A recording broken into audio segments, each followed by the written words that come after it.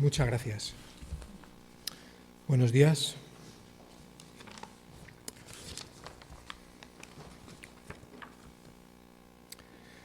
Pues, como siempre, me alegro de poder estar aquí y también de poder compartir con vosotros algo de la palabra de Dios. Quiero hablaros de un texto del Evangelio según San Juan, pero antes quiero que me acompañéis, por favor, al libro de Isaías.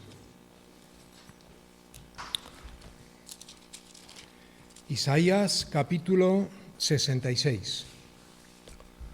No tiene nada que ver con el mensaje que quiero compartir con vosotros, pero es un texto, es uno de los textos que siempre procuro tener fresco en la memoria.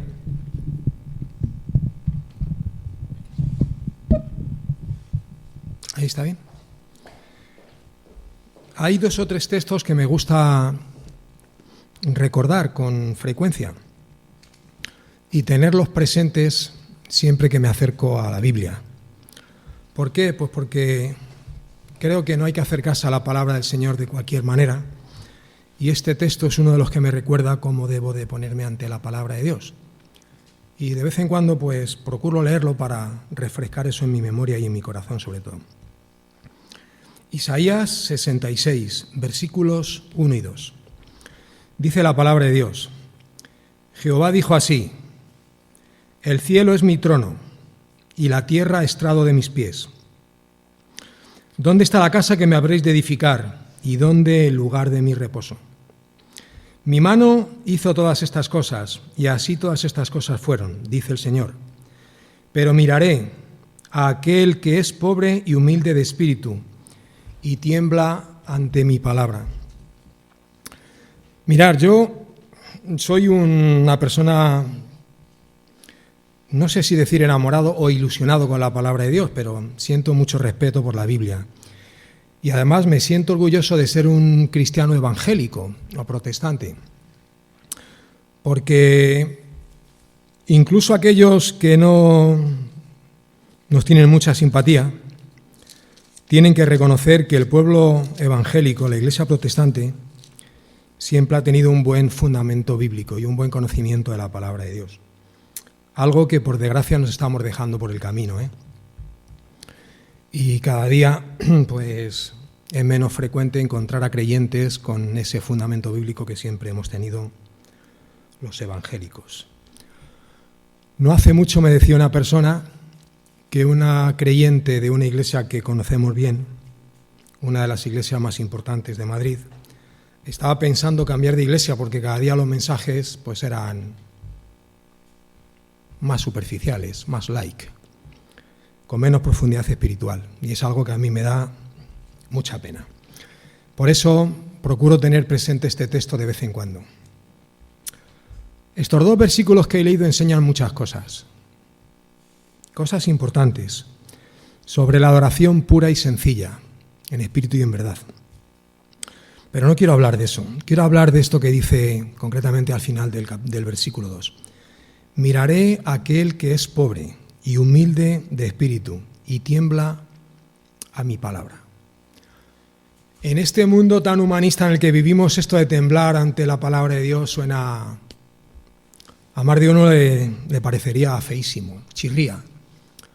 Pues a nosotros, de lo cual nos sentimos orgullosos, no nos crea ningún problema, o no debe de crearnos ningún problema temblar ante la santidad de Dios.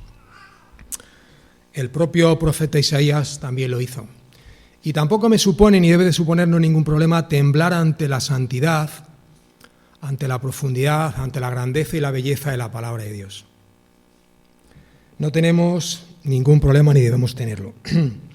El Señor dice miraré, es decir, atenderé a aquel o aquellos que tiemblan, que son conscientes ante la responsabilidad de entender, de estudiar, de aplicar y de cumplir lo que dice la palabra de Dios. Amén. Pues esta es la actitud con la que creo que los creyentes debemos de ponernos siempre ante la palabra de Dios.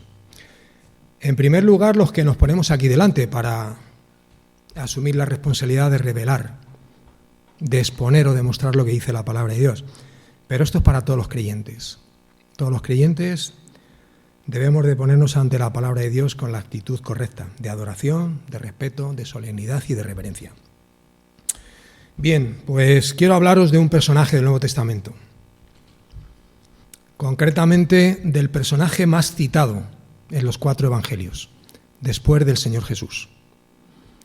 Está claro que el protagonista central de los evangelios, Mateo, Marcos, Lucas y Juan, es el Señor Jesucristo. Pero después hay una persona de quien hablan muchísimo. De hecho, es la persona de quien más hablan los evangelios. Ya se ha dicho antes. Era un apóstol y además pescador, con lo cual tenía que ser buena persona. Pedro, hijo de Jonás. Simón Pedro, el apóstol impulsivo, el apóstol impetuoso.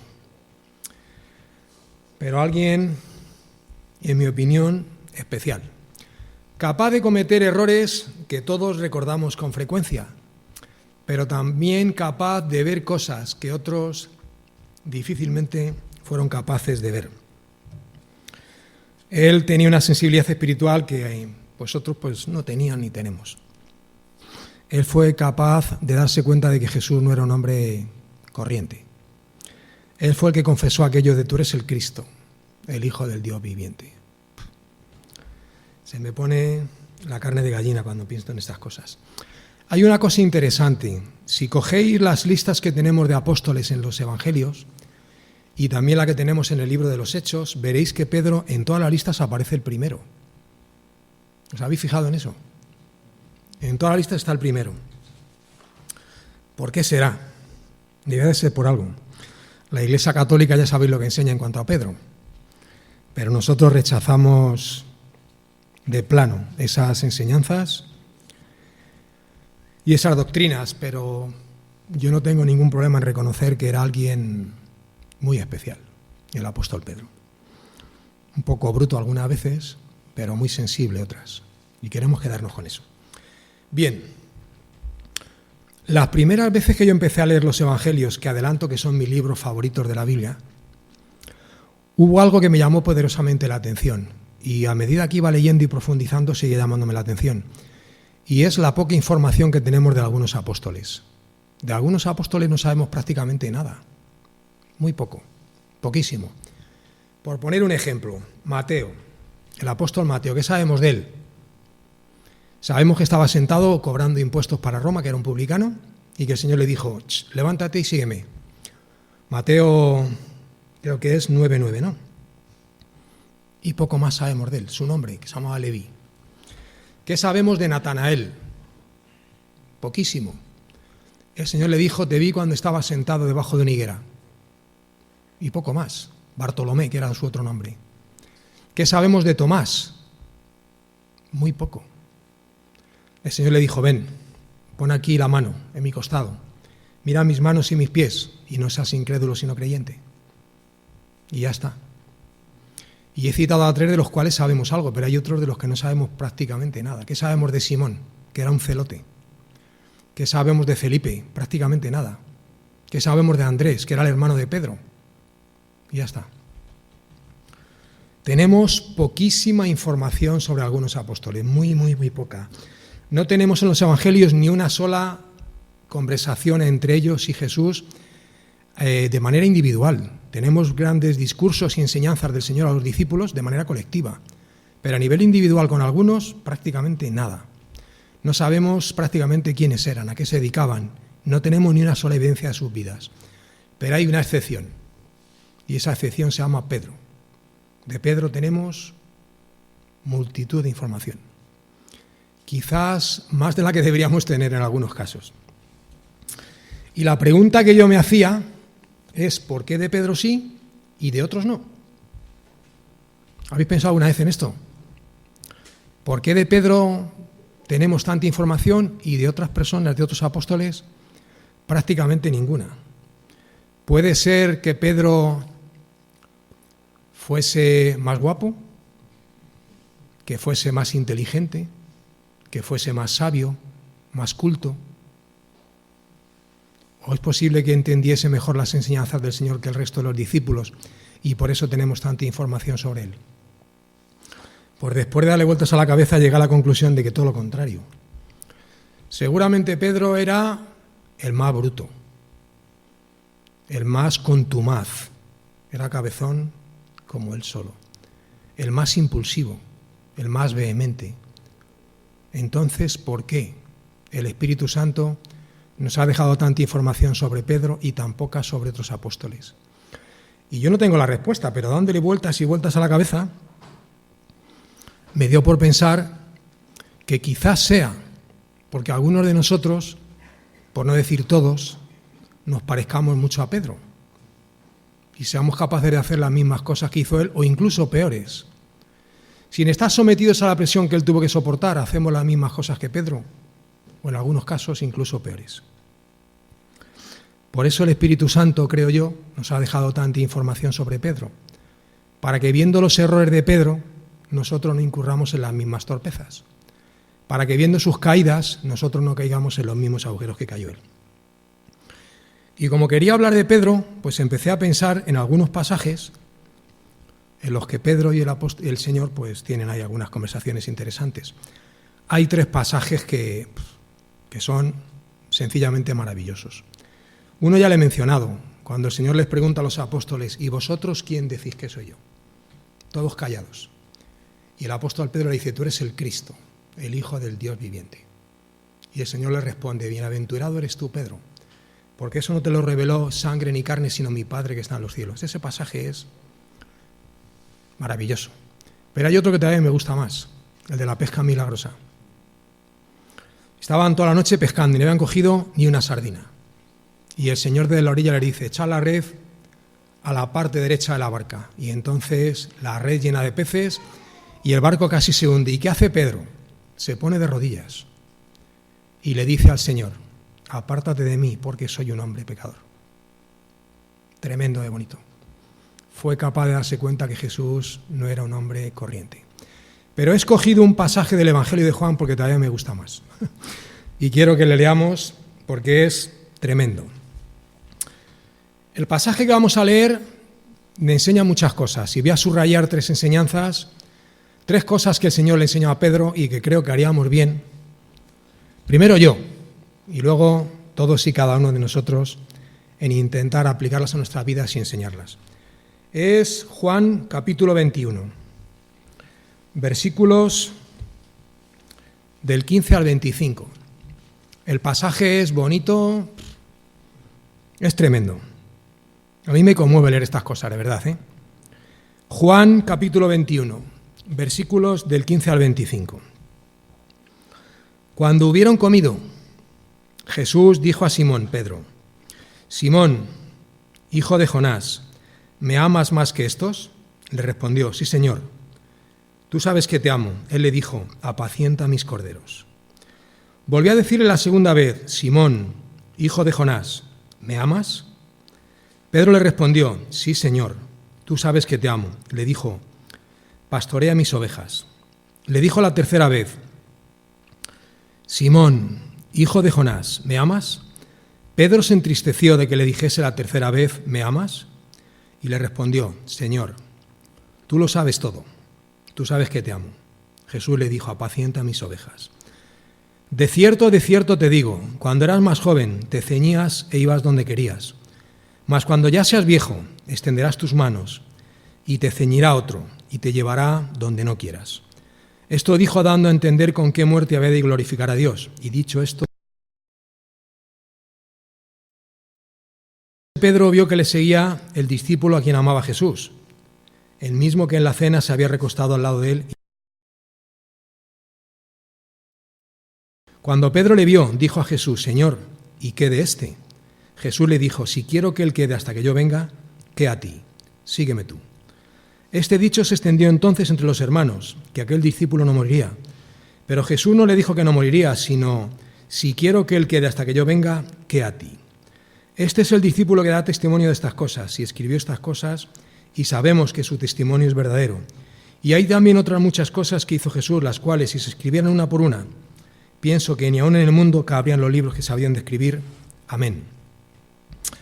Bien, un pasaje, os aconsejo que os sentéis en casa despacio, lo leáis, lo releáis, meditéis en lo que enseña, lo dividáis en partes y disfrutéis de él porque es sencillamente precioso. En primer lugar, el Señor hace una pregunta a uno de sus discípulos, a Simón Pedro, pero una pregunta que vale para cada uno de nosotros. ¿Me amas? ¿Amamos de verdad al Señor? ¿Le amamos de verdad? No tenemos que contestar a la pregunta, pero la dejo ahí. En los versículos 15, 16 y 17 vemos que el Señor hizo 3 veces la misma pregunta. Yo, que de vez en cuando me paro a pensar algunas veces algunas cosas, empezaba a pensar, si Pedro no estaría pensando que el Señor le iba a hacer algún reproche después de lo que había sucedido. Habría sido lo más normal, ¿no? Si alguien me hace a mí lo que Pedro le hizo al Señor, la siguiente vez que le vea, se lo voy a recordar. Seguramente que Pedro estaba esperando algún reproche. Cuando yo hago algo mal, estoy esperando que Manoli me llame la atención. Y como a mí, pues seguramente que a cada uno de vosotros, cuando hacemos algo mal, estamos esperando que alguien nos diga, eso está mal. Sin embargo, el Señor no le hizo ni un solo reproche al apóstol Pedro. Y esto ya a mí me deja un poco extrañado, por no decir maravillado. Solamente una pregunta. ¿Me amas? 3 veces la misma pregunta, pero una de ellas un poco diferente a las otras.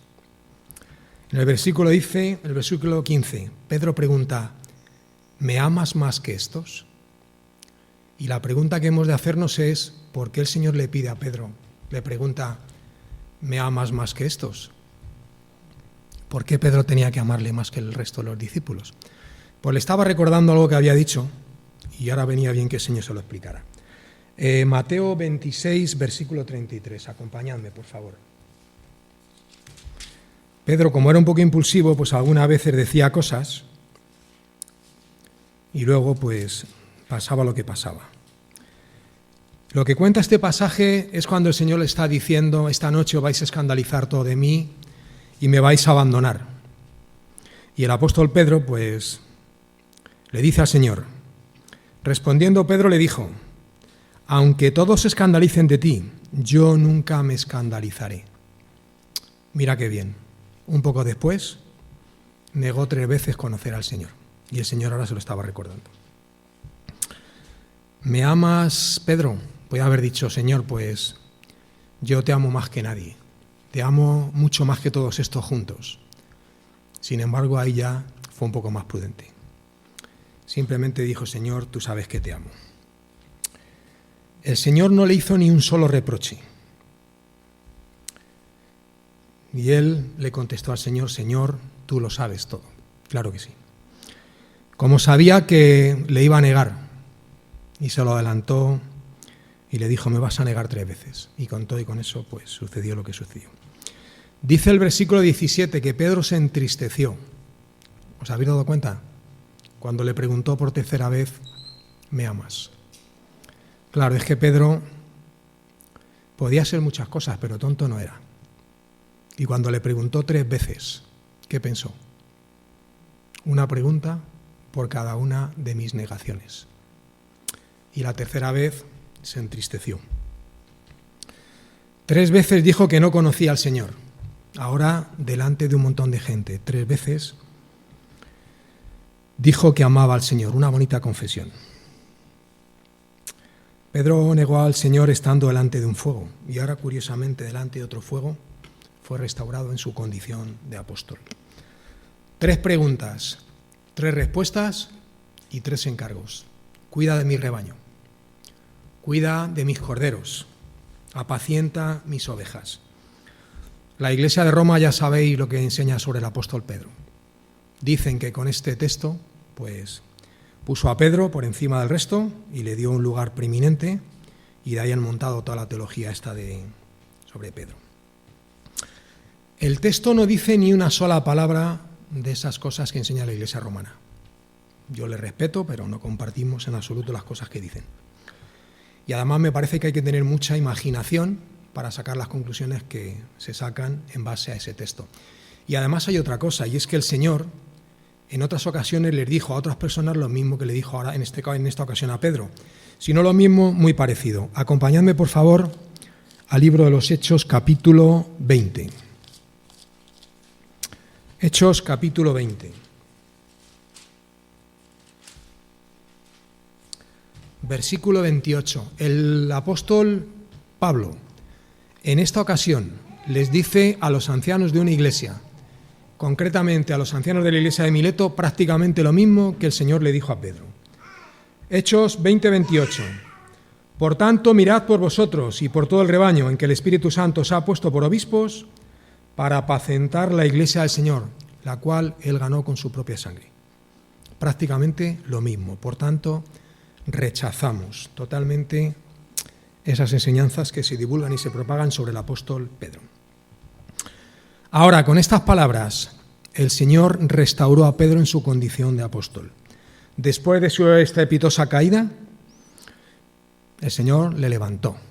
Y su caída nos enseña que hasta el más importante de los creyentes, el más grande de los siervos del Señor, que es una frase que ahora se dice bastante, puede caer, porque si el apóstol Pedro fue capaz de cometer los errores que cometió, pues nosotros podemos cometer los mismos. Y os hablo de una persona muy importante para mí en mi vida como creyente, la persona que me llevó al Señor. Yo acepté a Cristo con 30 años, con la ayuda de un hermano muy conocido en Madrid, un hermano que pastoreaba una iglesia muy, muy importante en Madrid, un hermano que era un predicador de los más grandes que he visto yo, una cosa tremenda, un gran maestro y sobre todo un gran evangelista. El Señor le usó para que yo me quebrantara delante de Jesucristo y le recibiera como Señor y Salvador. Y siempre le tuve en altísima estima y en gran consideración. Unos años después de convertirnos Manuel y yo al Señor, pues este hombre cayó en un pecado tremendo. En Madrid se creó un consejo de pastores para intentar ayudar a aquel hombre y restaurarle. Y le integraron, curiosamente, en la iglesia en la que estábamos Manuel y yo, en la iglesia Cristo Vive. Pero entre algunas de las pautas que tenía que seguir, tuvo que estar un montón de tiempo sin poder ni siquiera hablar en los cultos, porque el pecado era gordo. Después de un tiempo, pues este hombre fue restaurado al ministerio. ¿Por qué? Pues porque la gracia del Señor levantan, restauran a todo aquel que, como el apóstol Pedro y como el hombre que me llevó a mí el Señor, pues se arrepienten de sus pecados y quieren empezar de nuevo, ¿vale? En segundo lugar, la segunda enseñanza del Señor para el apóstol Pedro. Extenderás tus manos y otro te llevará donde no quieras ir. Dicho con otras palabras, prepárate para ir donde el Señor te mande, que es posible que sea un sitio que tú nunca pensaste que te pudieran mandar y es seguramente que no te apetece ir allí.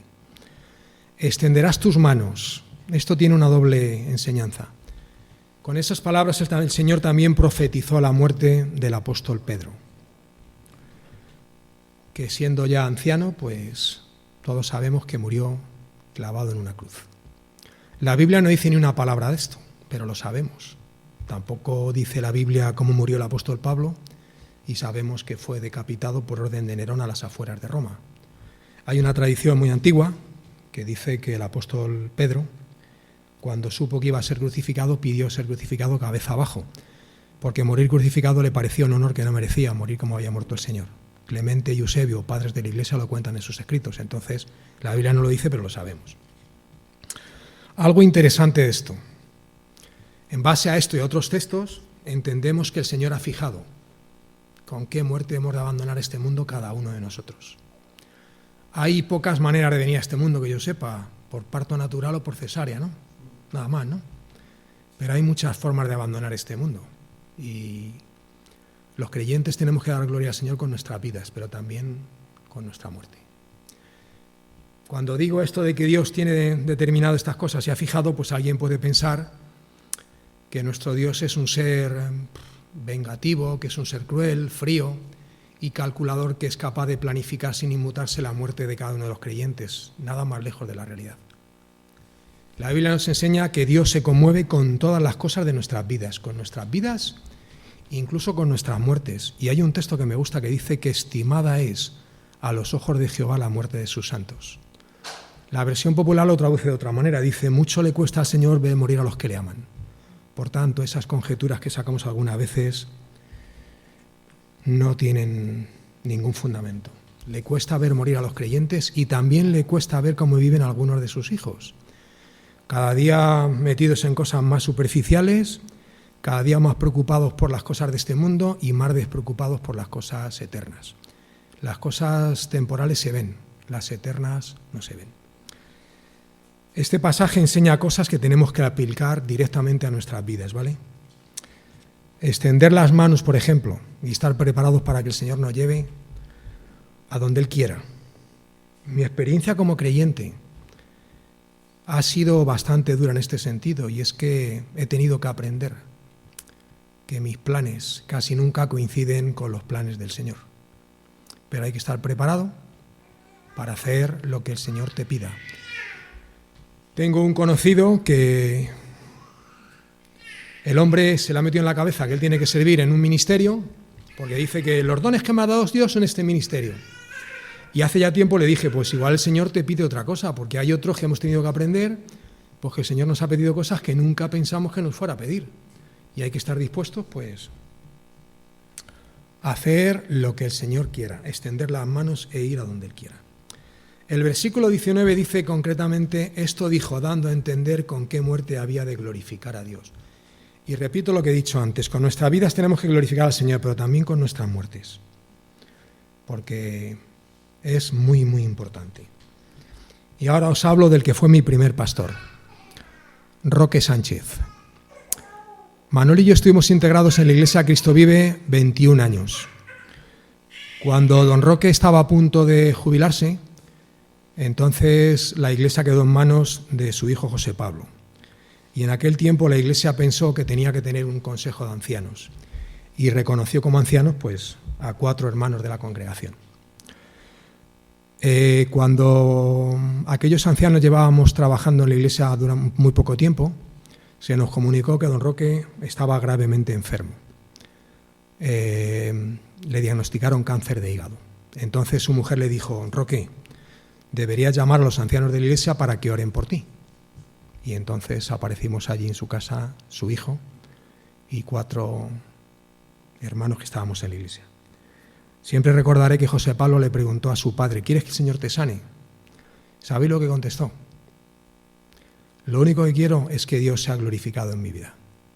Y unos meses después murió. Con su vida honró al Señor, pero también con su muerte, porque murió como mueren los creyentes, con paz, con tranquilidad y con la esperanza de que van a la mismísima presencia del Señor, a un lugar mucho mejor que este. Y dicho esto, añadió: sígueme. Esta palabra es la restauración total del apóstol Pedro.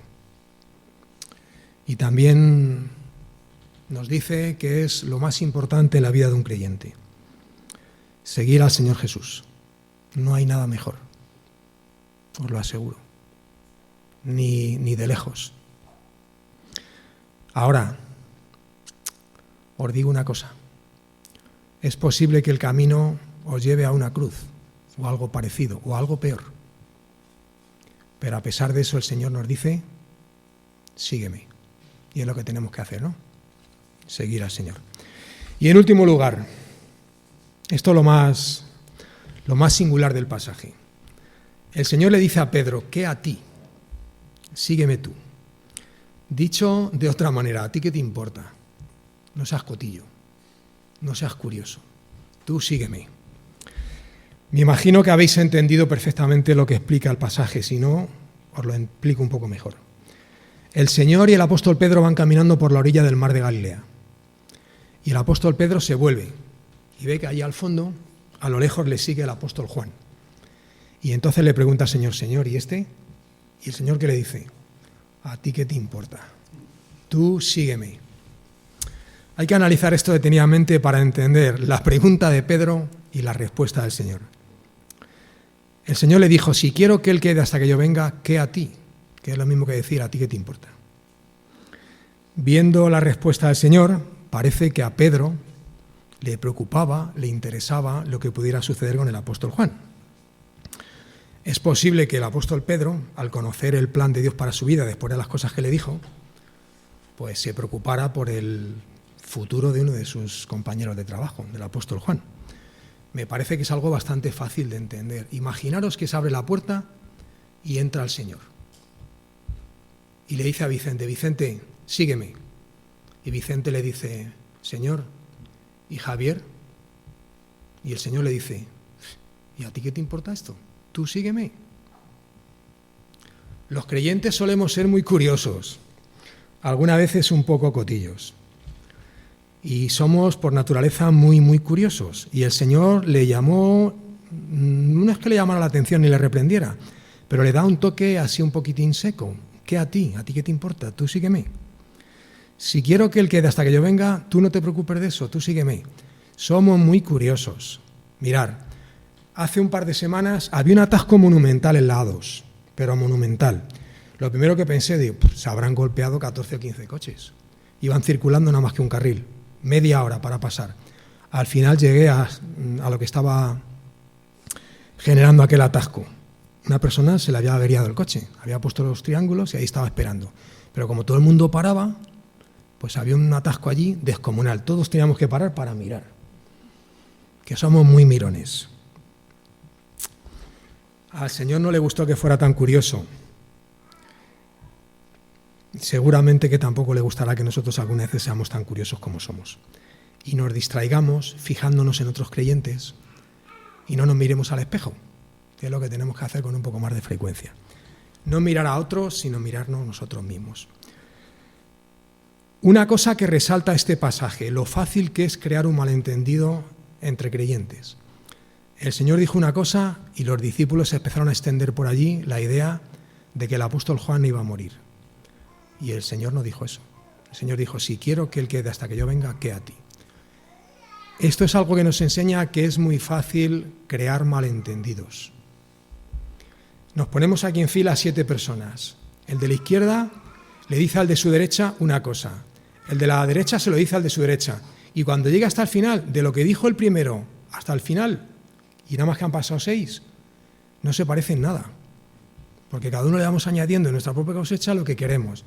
Cuidado con estas cosas, porque con estas cosas se crean malentendidos muy fáciles de extender. Dice un proverbio que me gusta mucho, que en la mucha palabra nos falta pecado.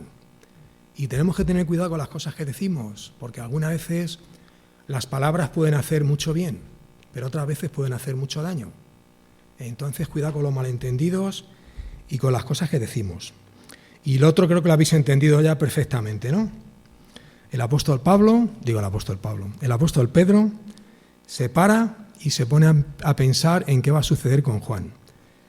Esto nos enseña también que tenemos cierta tendencia a fijarnos en otros y cuando nos fijamos en otros nos distraemos, dejamos de hacer lo que tenemos que hacer, dejamos de servir al Señor, descuidamos nuestra comunión, nuestro trabajo en la iglesia, etcétera, etcétera, etcétera. Entonces, que no nos pase como al apóstol Pedro, que se paró, se detuvo y casi se queda atrás. Si nos quedamos mirando a quien está allí al fondo, pues al final podemos desorientarnos y perdernos. Tener cuidado con esto. Y os hablo de un ejemplo que he vivido en primerísima mano hace algunos años. En la iglesia en la que Manuel y mi familia y yo estuvimos durante mucho tiempo, había un chaval muy singular. Se llama Pablo. Es hijo de unos buenos amigos míos. De pequeño era un chaval nerviosísimo. Era un chaval muy, muy nervioso. Bueno, de hecho, un psiquiatra creyente del Hospital del Niño Jesús le recetó anfetaminas, porque era lo único capaz de tranquilizarle. El hombre estaba a 600.000 vueltas todo el día y era capaz de hacer de todo, de todo. Además, algunas veces pues paraba a alguna persona en la iglesia y les preguntaba cosas que, bueno, que no os podéis ni imaginar. Y no puedo decir. Había una mujer en mi iglesia que estaba obsesionada con ese chaval. Obsesionada. Venía, Ángel, mira lo que ha hecho Pablo. Y me contaba toda la historia. A los 2 o 3 días, Ángel, porque Pablo, mira. Y ya un día me lo estuve pensando, pero al final se lo tuve que decir, porque ella tenía 2 hijos que eran 2 terroristas. 2 auténticos terroristas. Y bueno, de hecho, no voy a contar cómo han terminado, pero fatal. Bueno, pues aquella mujer estaba constantemente obsesionada con la vida de este niño y no se ocupaba de los suyos. Y un día ya, pues el Señor me dio fuerzas y valor y le dije, mira, no te preocupes de Pablo, preocúpate de tus hijos, que bastante tienes, porque... Y el tiempo, pues, ¿para qué quiero deciros? Lo mismo que el apóstol Pedro. Algunas veces estamos tan pendientes de otros hermanos o de otros creyentes que somos capaces de ver cosas que a lo mejor otros no ven, porque estamos con la lupa y con el cuentahilos ahí mirando. Mirémonos nosotros al espejo y no nos preocupemos de nadie, porque además eso nos distrae, impide que crezcamos. Algunas veces cometemos pecados y hacemos o decimos cosas que son evitables, ¿vale? Por tanto, la enseñanza es no mires a nadie, solamente al Señor. No te distraigas mirando ni a Juan, ni a Pedro, ni a Pablo, ni a nadie. Tus ojos en el Señor. Es el único que no te va a decepcionar. Es al único que no le vas a encontrar defectos. Y por tanto, pues no te vas a frustrar ni vas a perder el tiempo en esas cosas. Amén. Pues con esto voy a terminar. 3 enseñanzas de este bonito pasaje. 3 enseñanzas importantes. La primera, la pregunta que el Señor le hizo al apóstol Pedro y que nos hace a todos nosotros. ¿Me amas? Pues amar al Señor conlleva sacrificio y responsabilidades. El propio Señor dijo, si me amáis, obedeced mis mandamientos. Entonces, como decía aquel, el movimiento se demuestra andando. Y bueno, pues en nuestras vidas debería de verse ese amor que decimos que tenemos al Señor. Segunda enseñanza, extenderás tus manos, te vestirá otro y te llevará a donde seguramente no quieres ir. Estar preparados, porque el Señor os puede pedir que vayáis a algún sitio donde nunca imaginasteis que tendríais que ir. O servir en algún ministerio que nunca imaginasteis que ibais a servir. Y lo dice uno que sabe de lo que está hablando en este momento. Y tercera enseñanza, pon tus ojos en el Señor. Eres siervo suyo, no te distraigas fijándote en lo que hace nadie. Solamente en el Señor.